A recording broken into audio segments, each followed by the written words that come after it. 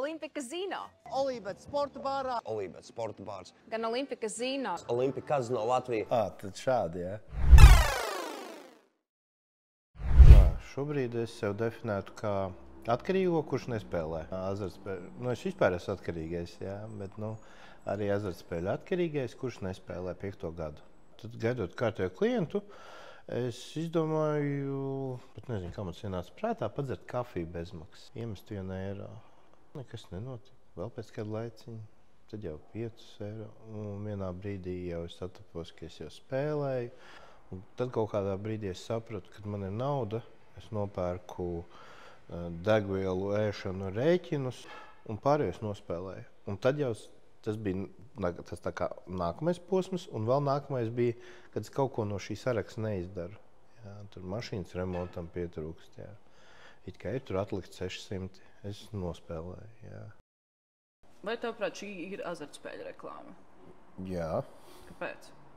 Fēniks. Bet viņš reklamē kreklus. Tad šādi, jā. Man Fēniks asociēs tikai ar to algas diena, Fēniks.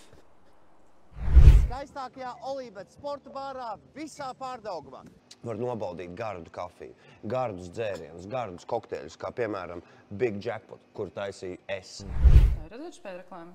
Jā, viennozīmīgi. Kāpēc? Tāpēc, ka Olībet atkal jau asociēs, es viņā biju piereģistrēts, jā, es spēlēju arī internetā.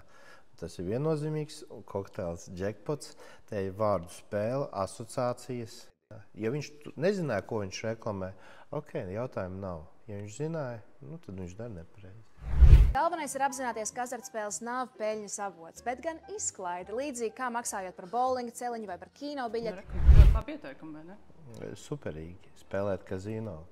Atkal jau vārdu spēle salīdzinājumā ar kaut kādu normalitāti, jā, kino un bowlings, kur tu šo efektu no bowlinga spēles un no kino, tas tev paliek. No azartspēlēm tas ir momenta izklaide. Vienalga reklamē to vietu. Lai ko neteiktu, tās vietas reklāma, nē. Tas ir mans uzskats. Nekādā veidā. Man ir nepatīkami, ka cilvēki, kas iespēdo citus, jā, uz kuriem skatās smukulīši, forši cilvēki, manā izpratnē, jā. Daudz ko varbūt forši un labu dara, tad tāpat laikā reklamē dēļ naudas. Bet es uzreiz varu pateikt, katram ir sava cena. Jā.